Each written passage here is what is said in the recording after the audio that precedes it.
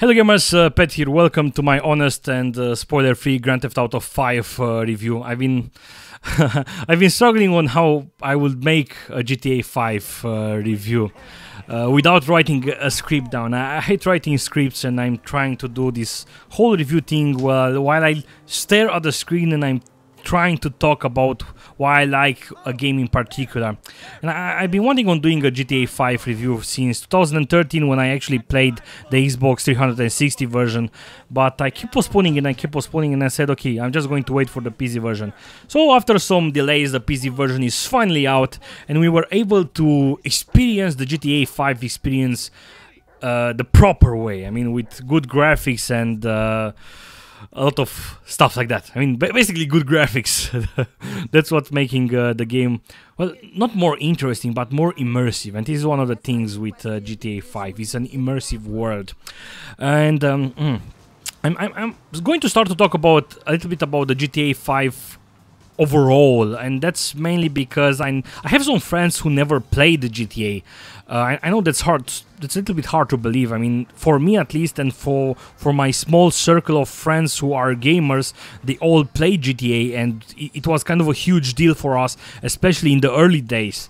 So now that the GTA 5 is out, it's like, holy shit, there is a new game that's better than all the GTAs combined. So my history with GTA starts in '99 when I was, going to the club. It's not an internet cafe because we had no internet. There were only some PCs that were running Microsoft 98, and we were just playing video games on them. And we were playing GTA 1 a lot. And I still remember the top-down 2D perspective, and it was fun to just run around with a car running over people, because that's what you do when you are 14 years old, right?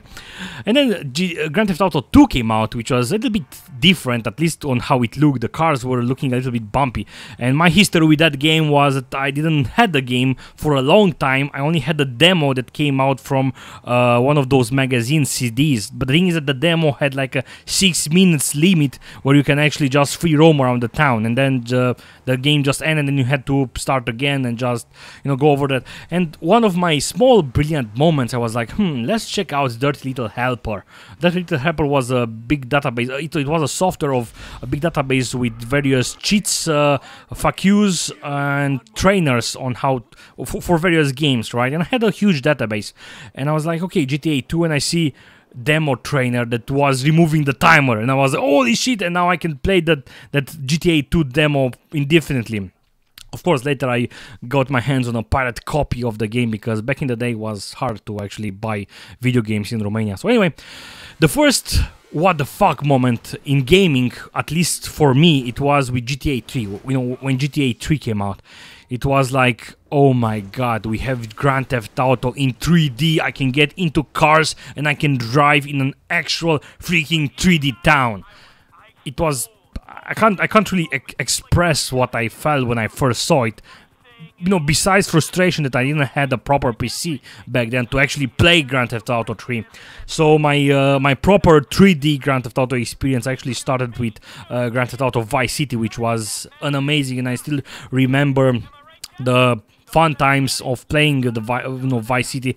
And it is one of the things that I've learned back then, and it is one of the things why Grand Theft Auto in general is amazing, is because it's actually kind of a sandbox game. I mean, yeah, you do have the missions, you do have the great acting, the voice acting, the radios, and so on, but you actually have some kind of huge sandbox world, like a living city with people, with cars, with radios, with talk radios.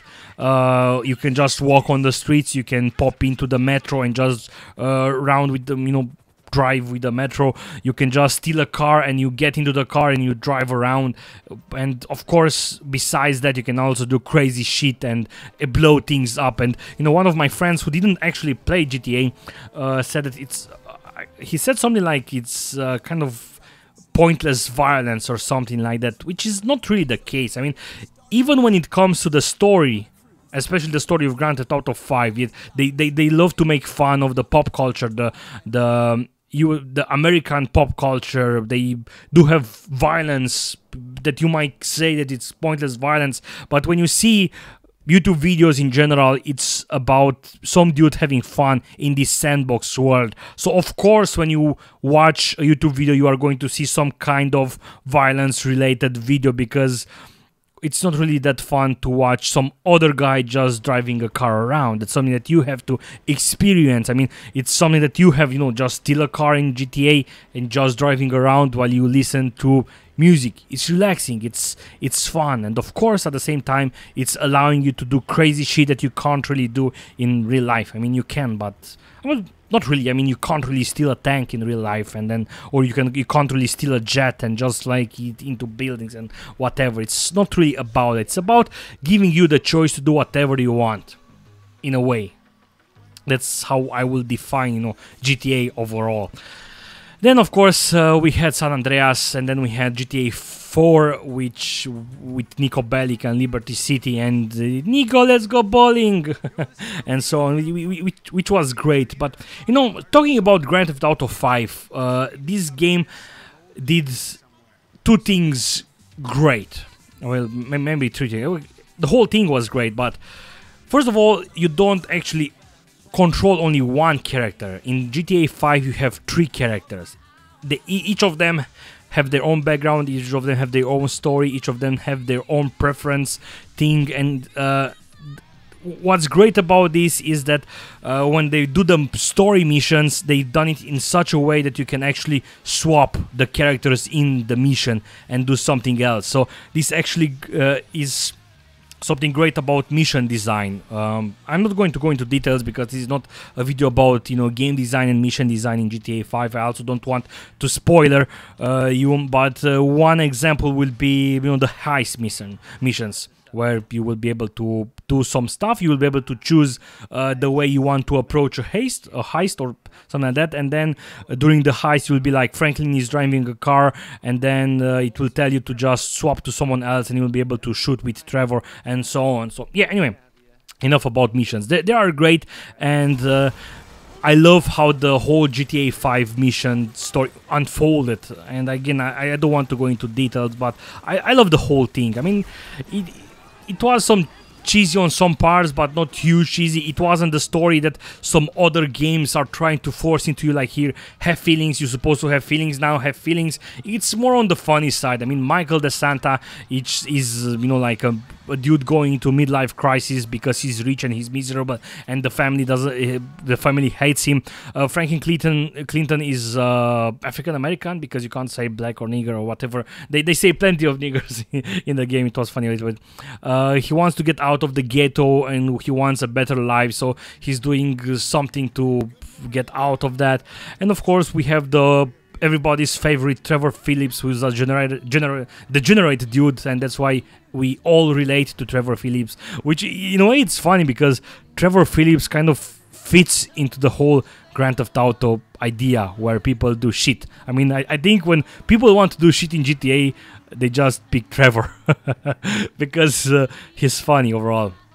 Now, what's great about GTA, the other thing that's great about GTA 5 is that even when you start the game, they don't limit you. I mean, in the older GTAs, the whole city was blocked. Usually the story was that the bridges are blocked, so you can't really go. Here you can just do whatever you want from the start, and you are not really forced on doing the missions, right?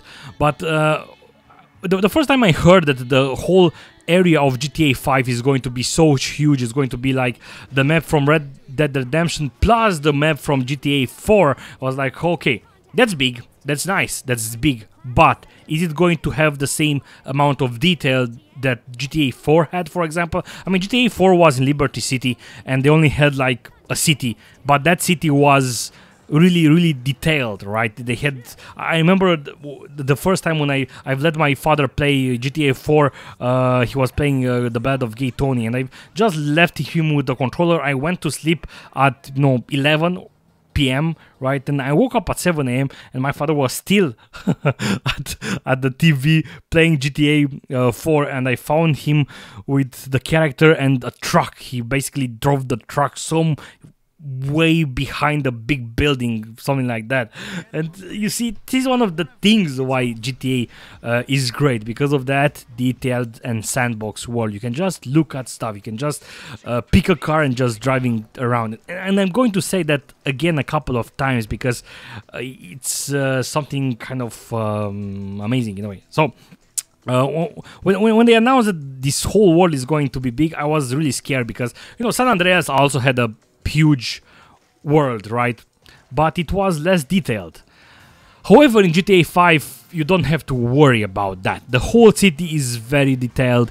The whole area of desert is detailed. The whole mountain area is detailed. The other small towns that are very detailed. And it's just beautiful to just explore the game. And even now, after more than 100 hours in GTA 5, I still haven't explored everything. So, and now that I finished the game, I'm still kind of drawn back into playing the game some more. Just getting into a car, driving around, listening to some music, and just exploring, right? And now I've done the GTA 5 is actually the first game where I've done 100%. I mean, I've done the main missions, but when you finish the game, you kind of finish the whole thing at about 60%. And you'll be like, okay, how do I get 100% into this game? I finished. You might think that, okay, I finished the game and that's it. I mean, the other part that's left of the game is just you driving around, right? Well, wrong in a way.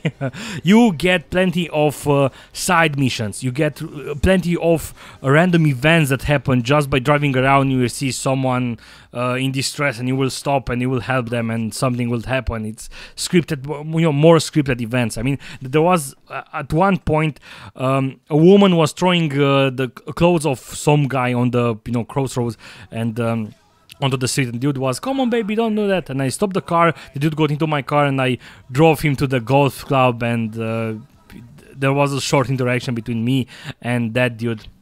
So yeah, there are plenty of mini games. You can play darts, you can race around the city, you can play golf, which was actually a proper 9-hole golf course, which was, you know, fun. You can go to the cinema and watch bits that were you know, actually written by stuff. This is the thing. There are plenty of stuff to do in GTA 5, and they are really emulating the whole world. I mean, the radios are great. You can customize your cars, putting up neon lights, making them go even stronger, which is great. You can even browse the web, and they actually created a lot of websites that have this funny thing. You can even buy stock, and then you can actually go and destroy the cars of the enemy, of the opposition of the company you bought stock for, and so you will rise the stock of the company you bought stocks from, which is kind of great. And there is also a lot of mission replayability. I mean, if you want to do the main missions again, because every time missions have hidden stuff. Like, for example, in a mission, if you don't fuck up your car, you will be you will have a checkpoint. So you might want to try to do the mission again without fucking up your car, just so you will have that gold medal telling you that you did the mission better. So there is a lot of replayability besides, you know, you sandboxing around, you doing whatever you want.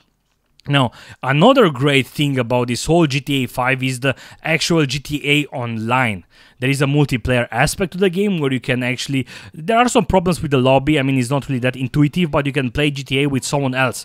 They will be placed in your game and you will be able to just do shit with them around. You can go with them at golf, you can just roam around, you can do deathmatch missions, you can do and so on. This is a review for GTA 5, and you know, Rockstar is actually treating GTA 5 and GTA Online as separate games, so I haven't played too much multiplayer. So when I will do that, I will do a proper review for the GTA Online aspect, but just keep in mind that you can do you can play multiplayer. So for the $60, I believe, or 60 euros, the game is 60 euros on Steam. You actually have a shitload of content to play around. So not actually sure what else to say about GTA 5 besides that it's kind of a huge sandbox game where the missions were entertaining and fun. I love the random events. I'm now slowly playing on doing 100% on the PC also, like I've done with the Xbox 360. There are hidden things, there are random events, there are you can go to the shooting range and try to do the perfect score by shooting different weapons, and so on and so on. I guess this will be it in a way. I'm really curious. This is one of the downsides. I kind of don't have with whom to talk about GTA 5, like, because people kind of, my age people kind of stopped playing that much, or they have worse PCs and they can't really play the GTA 5 properly, and I really want to exchange some ideas about, hey, what do you like about GTA 5? What do you like about the mission? What was your favorite mission? And so on. But as I've said, I'm really amazed on how huge the whole world is. I mean, you can jump with a parachute, you can just, Jesus Christ, a lot of stuff. So anyway, thank you guys for watching this. Like this video if you like it, dislike it if you dislike it, but please tell me why, because I do want to improve my videos. This is me attempting on doing a review without a script. I mean, I did wrote some stuff down, but not that many stuff, because just a checklist to make sure that I'm going to hit everything. But I found out that I kind of hate writing reviews down. I kind of like speaking freely. The thing is that when I speak freely, I'm kind of doing mistakes, me not finding the right words when they should. And I don't know, some people might like it, some people might dislike it. So please give me your feedback, just write in the comments below. So anyway, thank you guys for watching this. See you soon. Goodbye.